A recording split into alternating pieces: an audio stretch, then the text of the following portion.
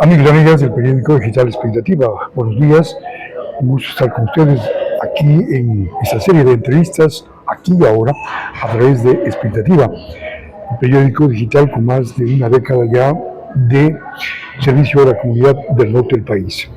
En nuestras entrevistas de tipo político, porque estamos ya en una pre-campaña en noviembre, habrá elecciones seccionales para elegir alcaldes, prefectos y juntas parroquiales, concejales también. Está con nosotros el ingeniero eléctrico Marco Jarrín.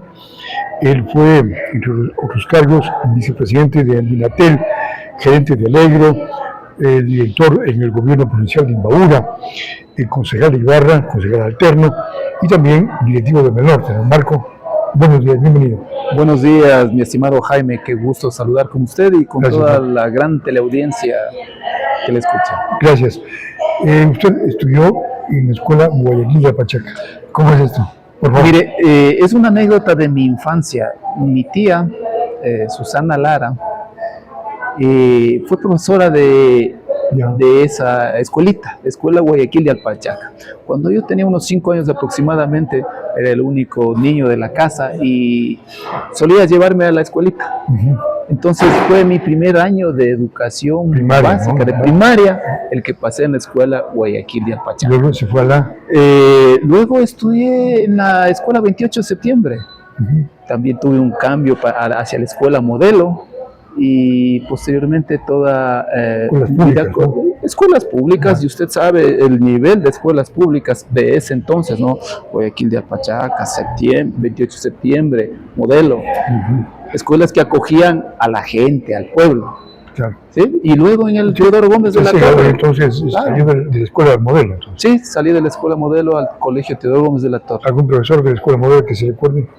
Claro, falleció ya el profesor Ramiro Acosta, y otro profesor mío, Talí Roales, el director, el señor Cifuentes. Muy bien. Luego el colegio Teodoro Gómez de la Torre. Teodoro Gómez de la Torre. Ahí, físico matemático, ¿no? Y con mucho orgullo, abanderado, escolta. De lo mejorcito. Buen alumno, ya. Y luego la universidad. La universidad, sí. Salí de aquí a los 17 años de edad. Luego de terminar el colegio, fui a estudiar en la Escuela Politécnica del Ejército. En la Escuela Politécnica del Ejército estudié Ingeniería Electrónica. Ya. Sí, tuve compañeros muy interesantes. Uno de ellos fue mi comandante de curso, llegó a ser presidente de la República.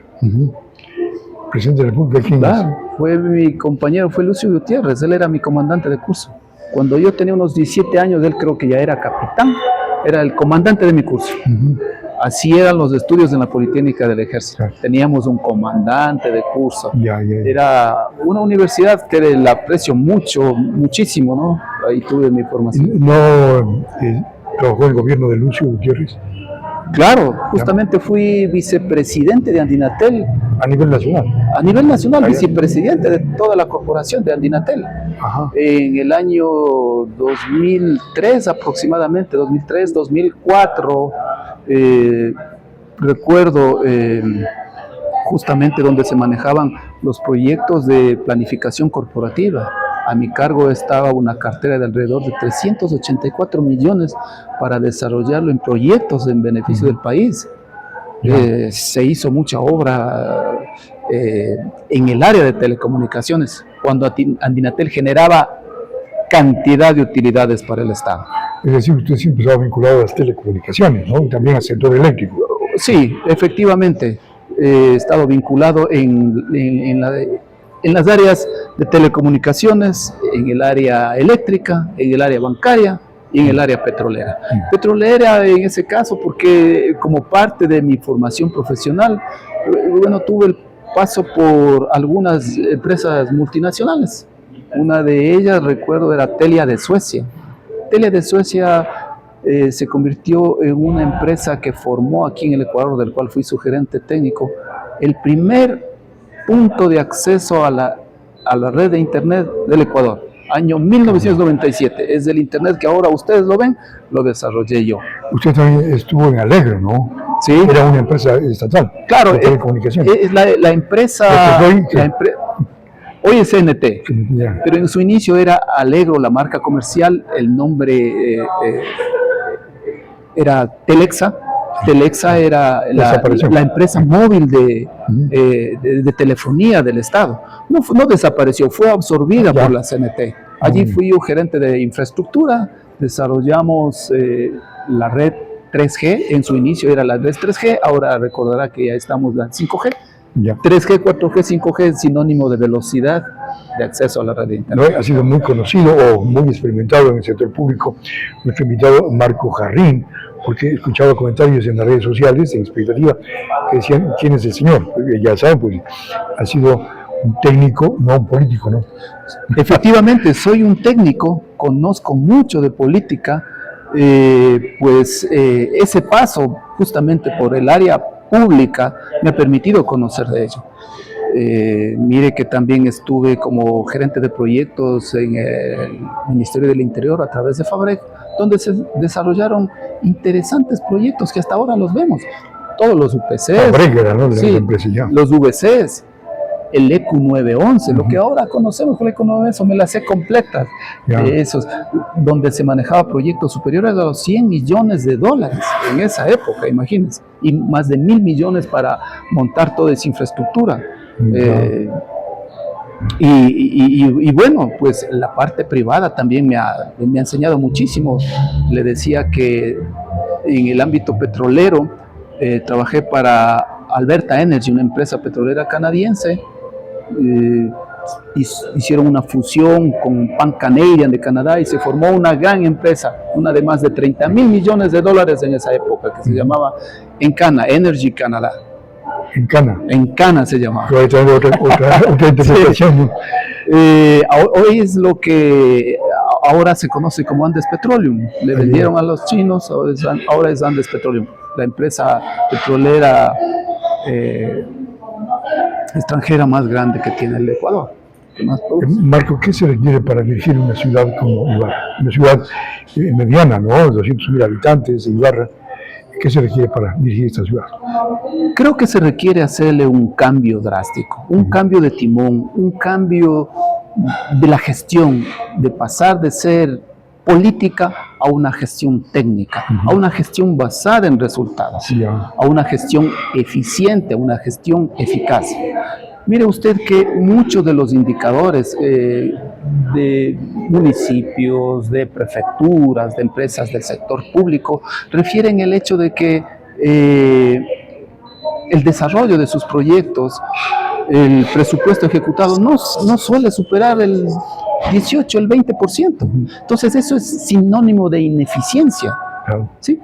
Todos los presupuestos deben ser manejados conforme a lo que manda el plan operativo. ¿Y por qué no se ejecuta? ¿Por qué? Por ineficiencia. Es decir, falta de capacidad. Falta de capacidad. Imagínese usted, la ineficiencia en ese sector, en el sector público, que maneja dineros del Estado, es peor que la corrupción. Peor que la corrupción. ¿Por qué razón? Mire, cuando no ejecuta un presupuesto o un proyecto asignado, deja de generar trabajo, deja de generar fuentes de ingreso, sea para la municipalidad, sea para cualquier institución. Entonces, queremos darle un cambio radical al modelo político, al modelo popular, al modelo clientelar llevarle a Ibarra a otro nivel. ¿A qué nivel sería? ¿Nivel superior? A un nivel superior, a una Ibarra que pueda tener su propia sostenibilidad económica, que pueda generar sus propios recursos. No depende mucho de las rentas del Estado. Del Estado, claro. Ahí le tiene un poco ahorcado el Estado. Si quiere dar los recursos, no lo da. Mire, usted conocerá, el ingreso que nosotros recibimos del Estado le corresponde a todos los ecuatorianos, obviamente. Claro. Una parte es de ingresos que se conocen como los que provienen de las exportaciones petroleras, cacao, café, banano, ¿cierto? Y otros ingresos que vienen de la parte que corresponde a los impuestos, ¿verdad? Entonces, cuando es carga impositiva, cuando es basada en impuestos, genera una resistencia popular. Pero ¿a dónde debemos apuntar? a que sea sustentable en algo que nosotros podamos hacer. ¿No es cierto? Si al Estado le va mal, si el Estado deja de percibir ingresos por producción petrolera, nos va a ir mal a todos. Así es. ¿No es cierto? Es como el padre de familia, ¿no? Claro. Si no tiene ingresos, no puede distribuir a los hijos. Efectivamente. Son los hijos Efectivamente. del Estado como tal. Ahora mire, desde el punto de vista técnico hemos estado haciendo un análisis de cuáles son o en dónde, hacia dónde podemos apuntar para hacerle llevarle a Ibarra a otro nivel, hacerle autosustentable. Mire que tenemos un pasivo ambiental acá en el botadero de San Alfonso Ya. y los alrededores, ¿no? Pasivo ambiental porque es un botadero, pero es un activo fundamental para generar recursos. ¿De qué manera? Aprovechar de la basura, ¿no? Reciclar. Una es la basura, y generar energía a través de la basura, la primera. La segunda, aprovechar la radiación solar del sector e implementar Paneles solares. paneles Ya. solares. Imagínese usted que un proyecto que cabería ahí perfectamente, un proyecto de 60 megavatios. Aproximadamente cada megavatio de energía que se genera, ¿sí?, le produciría alrededor de $12,000 mes cada megavatio.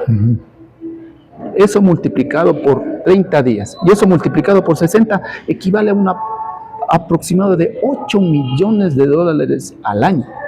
¿Para el Estado o para el mundo? Para el municipio. Pero usted me dirá, bueno, ¿y de dónde sacamos la plata? ¿De dónde sacamos el dinero si no tenemos ni para Y para lo más importante. lo más importante? Entonces, cuando existen proyectos que generan rentabilidad, como estos de la energía, Proyectos bien hechos, ¿no? proyectos bien hechos, porque son medibles, ¿no es cierto? Te pongo esto en tal fecha y empiezo a generar desde el siguiente día recursos. Entonces, para ese tipo de proyectos sí existen inversionistas que quieran hacerlo. ¿Por qué? Porque les resulta en ganancias, nos resulta en ganancias a todos. Hace 20 años, Marco, se hablaba del tema del proyecto fotoeólico Salinas, por ejemplo, pero quedó en nada. Queda en nada, ¿por qué razón? Porque la gente no conoce. Los mandantes, los que han estado a cargo, no conocen. O si conocen, ni siquiera les ha parecido interesante, ni siquiera les ha parecido que sería una fuente de recursos para nosotros.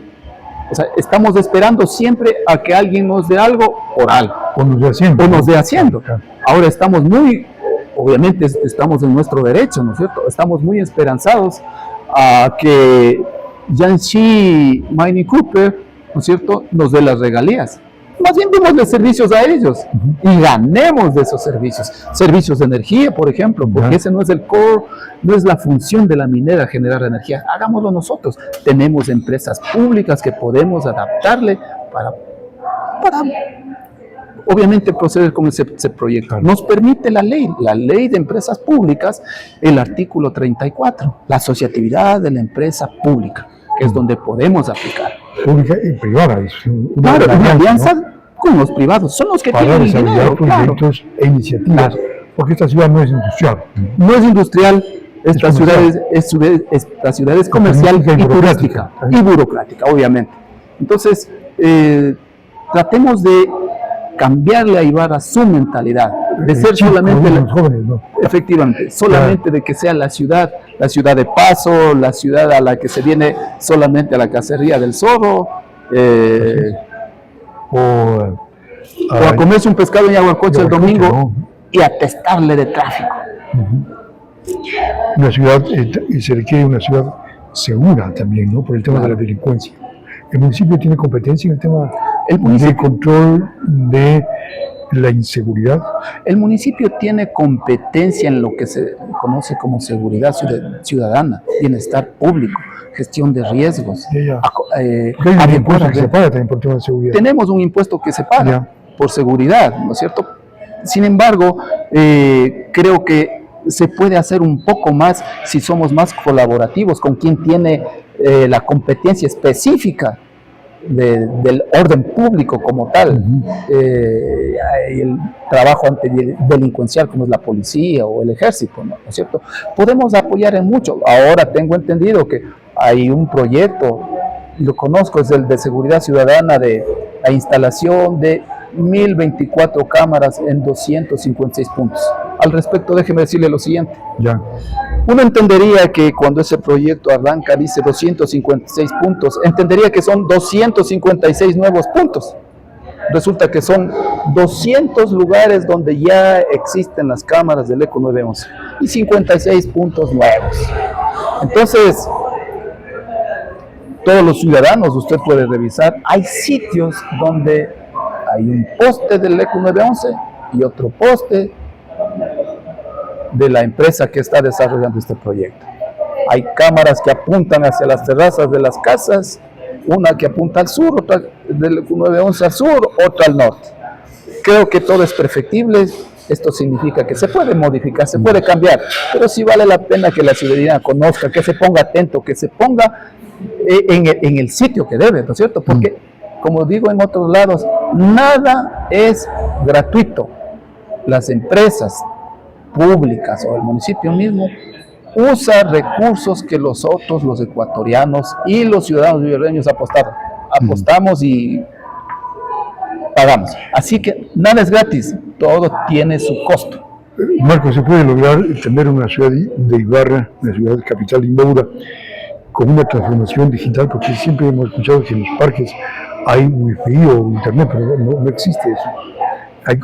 ¿Cómo es esto de la transformación digital? Definitivamente, bueno, el Mintel está propiciando, y es una política de Estado y hacia la transformación digital, pero no solamente la transformación digital se conoce como tener wifi o internet gratuito en los parques, sino acercarle al ciudadano hacia los servicios que presenta los servicios públicos, los servicios públicos del ente público. Agilitar los trámites. Yo conozco, lo he visto, ¿no es cierto?, de 44 municipios que tienen su sistema centralizado en una plataforma de territorios inteligentes donde tienen absolutamente todo digitalizado. Catastros, agua potable, todos los servicios que presta el municipio, absolutamente todo. Ahora tenía entendido que el gobierno municipal había implementado una plataforma para manejo ágil, ¿no? Pero creo que tenía problemas. Escuchaba a todos los arquitectos en el colegio de arquitectos que se demoraban 4 meses, 5 meses a aprobar un plano. Y eso demora, eso, lentitudes también es retrocediendo a la ciudad, o sea, siendo tan pequeña no podemos manejar eso. Entonces, y ahora, Marco, que se habla de la IA, que es la inteligencia artificial, debería el municipio aprovechar esas herramientas tecnológicas para tener un municipio ágil, dinámico, que dé servicios eficientes a la colectividad. Indiscutiblemente hay que hacer uso de esas herramientas. ¿No? Desconozco si se use o no, pero siempre hay que hacerlo con cuidado. La inteligencia artificial beneficia. Es más positiva que negativa, ¿no? Es más positiva, pero hay que tenerla con cuidado. Sí. ¿Cómo revitalizamos? Hoy estamos haciendo esta entrevista en el centro de la ciudad de Ibarra, en Vinilos. ¿Cómo recuperar el centro histórico, Marco? Porque esto en la noche es tinieblas, es abandonado, me refiero al centro de la ciudad. Y el ruido está en otras partes, ya no en esto. ¿Qué hacemos para que vuelva la gente al centro? Bueno, en primer lugar, devolviéndole el ornato público a la ciudad. Mire que, no sé si se acordará usted, 2008 creo que hicimos el primer soterramiento aquí en Ibarra. Claro. ¿Recuerda? Entre en el norte, ¿no? Sí, con el norte, entre la Velasco y la Grijalva, y estas calles. ¿No es cierto? Muy bien, ¿no? Entonces, dándole los tallarines. Otra imagen de ciudad. Podemos empezar recuperando los espacios públicos, ¿cierto? Haciendo un soterramiento completo del sector, peatonizando ciertos sectores, modificando, que es lo que le dice como competencia de seguridad, inclusive al municipio, ¿no? Modificando la luminaria. ¿Sí? O sea, haciendo una ciudad que permita saber que el peatón está seguro, que la empresa está segura, y ese tipo de cosas, ¿no? Aquí hay muchos emprendimientos. Ellos deberían ser partícipes de ese desarrollo de ciudad, de ese cambio. Marco, en el tema de mantener las casas patrimoniales, deben ser restauradas, mejoradas, darles otro matiz a la ciudad de Ibarra o debe conservarse esas casas? Porque en mi cabeza están abandonadas, ¿no? Claro, mire, cuando nosotros generamos una ordenanza para mantener las casas patrimoniales, no nos damos cuenta que esas casas pertenecen a personas. Esas personas no sabemos si tienen el recurso económico necesario. Es más caro que uno. Claro, para saber si es que la puede restaurar o no. Hay una ordenanza, la estábamos discutiendo cuando me principalicé, que se otorgaban ciertos beneficios para las personas, para quienes remodelen. Pero no creo que es lo suficiente, ¿no es cierto? Invertir en algo que de pronto a esa persona ya no le interesa, o tal vez ya no vive aquí, o tal vez no es parte de. Pues son las casas abandonadas, ¿no? Y las abandonan.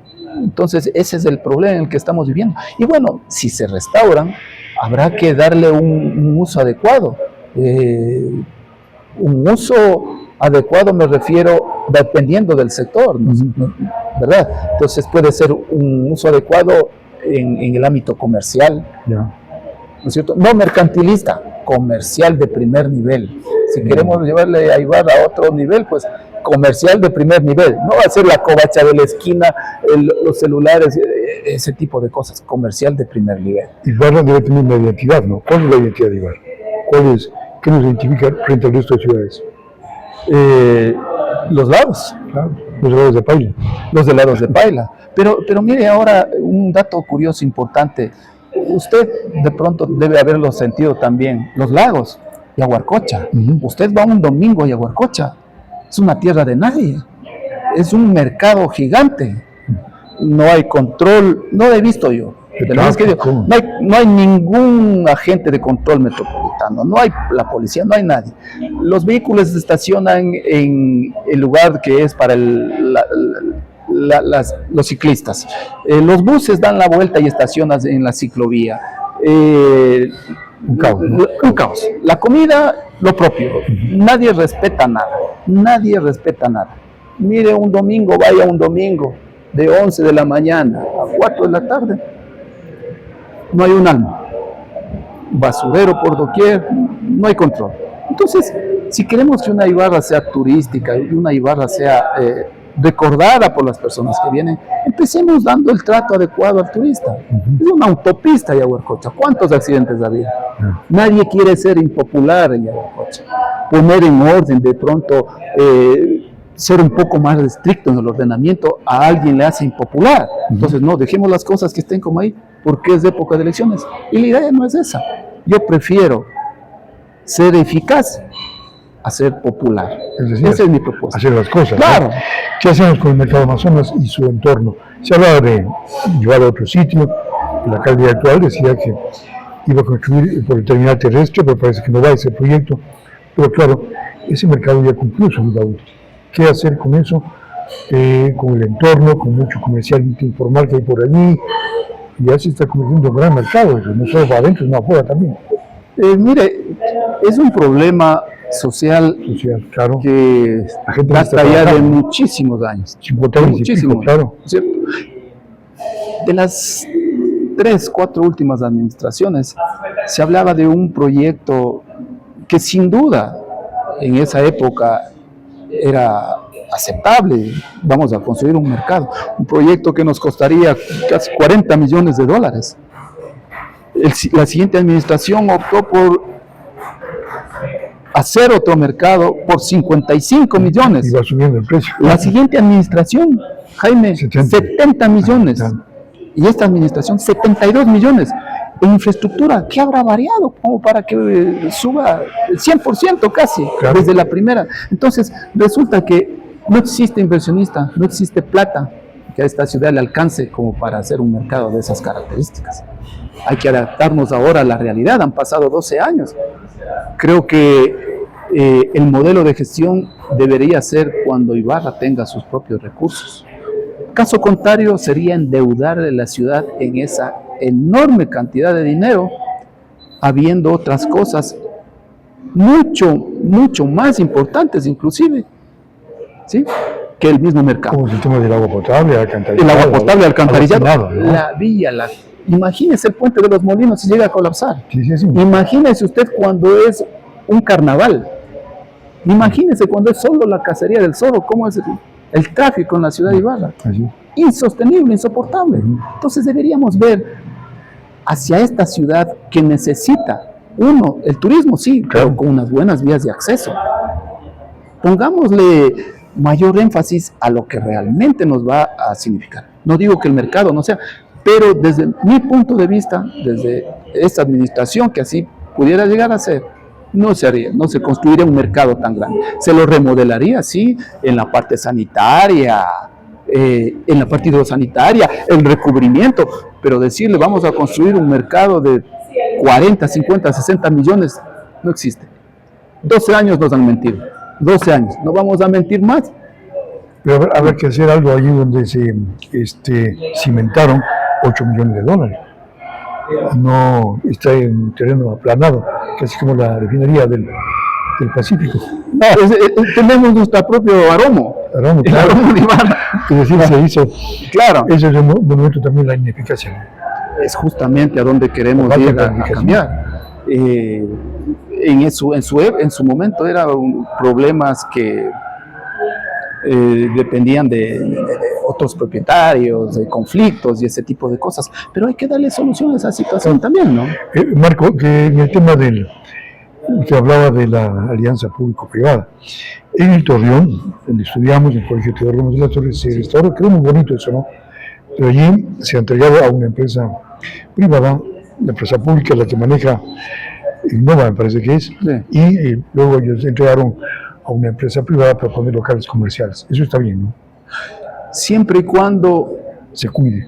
o sea, bueno, siempre y cuando se cuide el bien patrimonial, en primer lugar, Porque no y pierdan. siempre y cuando ese hecho le permita ganar algo al municipio, ganar algo a la ciudad, en calidad, no en cantidad, O en atractivo también. o en atractivo. Viene obvio. alguien, ¿dónde? Viene alguien y ¿Qué hay de nuevo en Ibarra? ¿Qué hay de nuevo en Ibarra? Ajá. ¿No? Allá, claro, ¿qué hay? De pronto tenemos una franquicia, tenemos un McDonald's, tenemos, no sé, Muy bien. se me ocurre, algo que le genere rédito, algo que nos haga un poquito no más sea un diferentes, gasto, ¿no? que no sea un gasto. Porque estamos endeudados, no sé en cuántos millones. Creo que la obra valía un poco más de 4.7 millones de dólares, Ya. ¿no?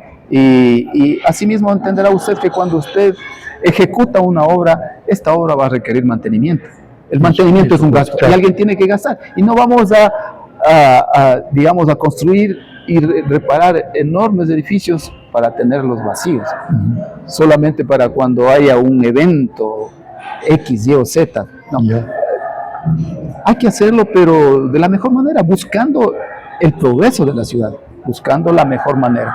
Ahora, bueno, habrá que mirar qué pone o qué ideas tiene el empresario privado, la empresa privada a la que se le da. Y para eso está la ciudad, para eso están los concejales, para eso está la ciudadanía, pues Usted para estuvo verificar. como concejal, ¿no? Sí, alterno. ¿Qué tiempo estuvo? ¿Sí le dieron chance? Sí, unos 3 meses creo. ¿Qué tal? ¿Qué se pudo hacer ahí? Bueno, mire, votar siempre positivo en beneficio de la ciudad. Por la ciudad, Por la- sin miramientos de orden político. No, es que, mire, hay cosas que se aplauden.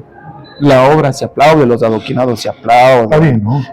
Los parques, el centro de salud, o sea, es obra que se mira, obra que se ve, todo cuesta trabajo, esfuerzo, ¿no es cierto? Si hay una ordenanza en el consejo que dice vamos a otorgar becas a los estudiantes, genial, positivo. Si dice vamos a hacer un área de uso sustentable para Muchagua, genial, positivo. ¿Sí? Si dice que vamos a fomentar el turismo, genial, positivo en lo que se pueda. Ya. Esa es la forma de hacer ciudad, no oponerse porque le da la gana o porque no piensa igual. Finalmente, Marco Jarrín, el segundo apellido es Amaya, Amaya. ¿Vio el partido de Ecuador con Costa de Marfil? ¿O no le gusta el fútbol? sí, me gusta el fútbol, me ¿Qué encanta. tal? ¿Qué le pareció? O sea, estábamos bien, pero terminamos perdiendo. Más o menos es lo que le falta a la Al ciudad. país, ¿no? Y a la ciudad. Eficacia, Ese meter el gol, ¿no? hacer el gol. Claro. Déjenos la oportunidad de hacerle del gol. ¿Sí? La eficacia, demostrarle que podemos ser eficaces, que podemos cambiar, que podemos apuntar. ¿A dónde queremos? Hacia una Ibarra de otro nivel, a otro nivel. Marco, ¿qué partido le va a oficiar o respaldar? Mire, todavía estamos en conversaciones. Amigo, no. No. Usted fue candidato a asambleísta. Sí. Recuerde, el Código de la Democracia dice que usted tiene que tener un partido para que pueda ir en esta carrera. Así lo dice. Entonces, estamos en conversaciones para alianzas de grupos. Pero, amigo, van en buen camino. Sí. Marco, gracias por la entrevista. Buen día. Mi estimado Jaime, qué gusto. Éxitos. Te hablaremos cuando inicie la campaña. Marco Jarrín Amaya en esta entrevista en Expectativa. Ya volvemos. Que tengan un buen día. Te voy a parar, ¿no?